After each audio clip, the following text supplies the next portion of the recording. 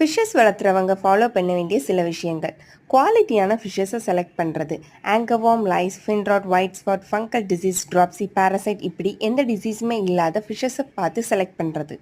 Temperature maintenance. புதுசாக வாங்குகிற ஃபிஷ்ஷஸை அதே பேக்கோட நீங்கள் விட போகிற டேங்க்கில் 5 or 10 minutes டிப் பண்ணி வச்சதுக்கப்புறம் தான் நீங்கள் அதை ஓப்பன் பண்ணி அந்த டேங்க்கில் விடணும். அப்போ புதுசாக வர்ற ஃபிஷ்ஷஸ் ஸ்ட்ரெஸ் இல்லாமல் இருக்கும். Water quality. பழைய தண்ணியில் மட்டும்தான் ஃபிஷ்ஷஸை ஆட் பண்ணணும். பழைய தண்ணிங்கிறது நீங்கள் 1 or 2 days பிஃபோர் பிடிச்சி வச்சுருக்க தண்ணியாக இருக்கலாம். டைரெக்டாக போர்வெல்ல இருந்து நீங்கள் தண்ணி ஆட் பண்ணி அதில் ஃபிஷ்ஷஸ் விடவே கூடாது. புதுசாக வாங்கிட்டு வர ஃபிஷ்ஷஸை விடுறப்போ மெடிசின், சால்ட் இது ரெண்டுமே ஆட் பண்ணி அதை குவாலிட்டியான ஃபிஷ்ஷஸ் ஆனதுக்கப்புறம் தான் அதை டேங்க்கில் ஆட் பண்ணணும். டேங்க்கில் ப்ராப்பர் எக்கோசிஸ்டம் ஃபார்ம் பண்ணி கொடுக்கணும். டேங்க் மேட்ஸ் ரொம்ப முக்கியம். அக்ரெசிவான ஃபிஷ்ஷஸ் கூட குட்டியான ஃபிஷ்ஷஸ் விடக்கூடாது.